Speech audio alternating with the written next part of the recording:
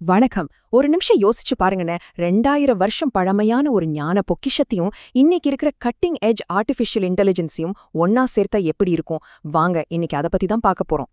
வாங்க இந்த விஷயத்த இன்னும் ஆழமா பார்க்கலாம். இந்த ஒரு கேள்வியிலேருந்து ஆரம்பிக்கலாம். நம்மள சுத்தி எவ்ளோ தகவல்கள், அறிவு வளர்ந்துகிட்டே போகுது. ஆனா மன அமைதி மட்டும் ஏன் குறைஞ்சிட்டே இருக்கு?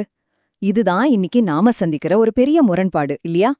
இந்த கேள்விக்கான பதிலை தேடணும்னா முதல்ல நாம ஏன் இப்படி இருக்கோன்னு புரிஞ்சுக்கணும். அதுதான் நம்மளோட முதல் பகுதி, நவீன உலகின் குழப்பம். நம்மள பல பேர் தினமும் உணர்ற ஒரு விஷயம் இது. உங்களுக்கு எப்போதாவது இப்படி தோணியிருக்கா?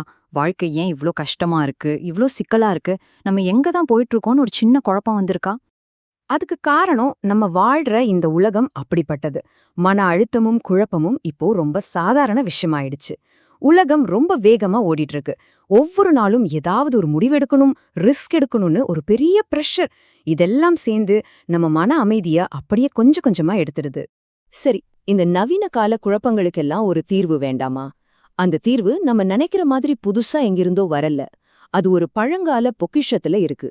ஆமாம், அத பத்தி தான் நாம இப்ப பார்க்க போறோம். அந்த பொக்கிஷம் தான் திருவாசகம்.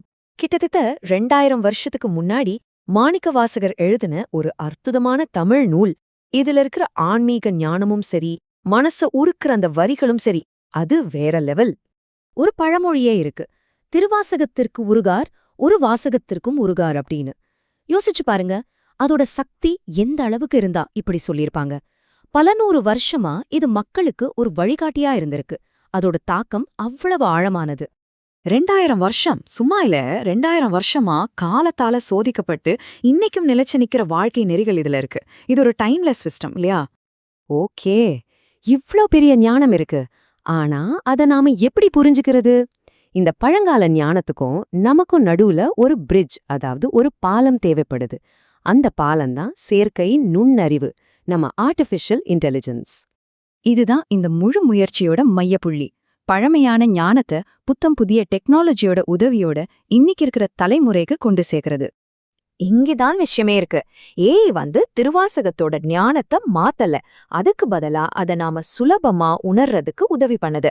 எப்படின்னா, 2000 வருஷ பழமையான அந்த வரிகளுக்கு ஏஐ ஒரு சிம்பனி மியூசிக் உருவாக்குது, அதுக்கேத்த மாதிரி படங்களை உருவாக்குது, நம்ம கேள்விகளுக்கு உடனுக்குடனே பதிலும் சொல்லுது.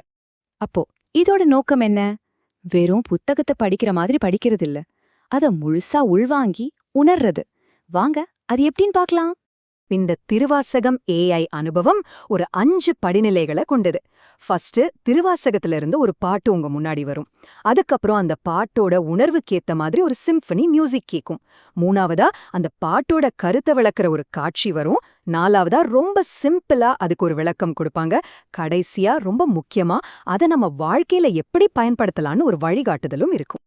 ஆக இதோட அடிநாதமே இதுதான். சும்மா படிக்காதீங்க, அத புரிஞ்சுக்கிட்டு உங்க வாழ்க்கையில வாழுங்க. அதுதான் உண்மையான நோக்கம். இப்போ உங்களுக்கு ஒரு கேள்வி வரலாம். சரி, இது நல்லா இருக்கு.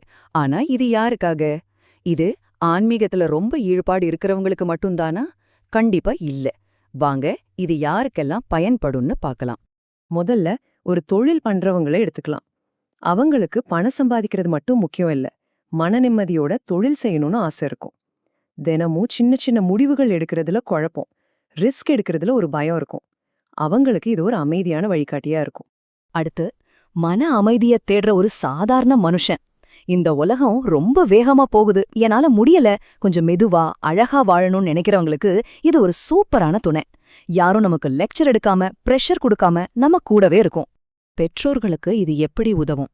குழந்தைங்களை எப்படி வளர்க்கறது? உறவுகளை எப்படி பாத்துக்கிறது? நம்ம கோபம், பயம், ஸ்ட்ரெஸ் இதையெல்லாம் எப்படி மேனேஜ் பண்றதுன்னு நிறைய குழப்பங்கள் இருக்கும். இதுக்கெல்லாம் திருவாசகத்தோட எளிய உண்மைகள் ரொம்ப மென்மையா வழிகாட்டும். கடைசியா, இளைஞர்கள். நான் என் வாழ்க்கையில என்ன பண்ண போறேன்னு ஒரு பெரிய கேள்வியோட இருக்கிறவங்க. மார்க், டிகிரி, வேலை இதை தாண்டி வாழ்க்கையில ஏதோ இருக்குன்னு புரிஞ்சுக்கிட்ட உங்களுக்கு, இது உங்க மேலேயே உங்களுக்கு ஒரு நம்பிக்கையை கொடுத்து உங்க சொந்த வழியை கண்டுபிடிக்க உதவும். சோ, சுருக்கமா சொல்லணும்னா, இது ஒரு பாடம் கிடையாது. இது நம்ம ஒவ்வொருத்தரோட தேவைக்கு ஏத்த மாதிரி கூடவே வர்ற ஒரு வாழ்க்கை துணை. கடைசியா இந்த ஒரு கேள்வியோட நான் முடிச்சுக்கிறேன். டெக்னாலஜி நம்மள வேகமா ஓட வைக்குதுன்னு நாம நினைக்கிறோம். ஆனா அதே டெக்னாலஜி பழங்கால அமைதியை துறக்கிற ஒரு சாவியா இருக்க முடியுமா? யோசிச்சு பாருங்க.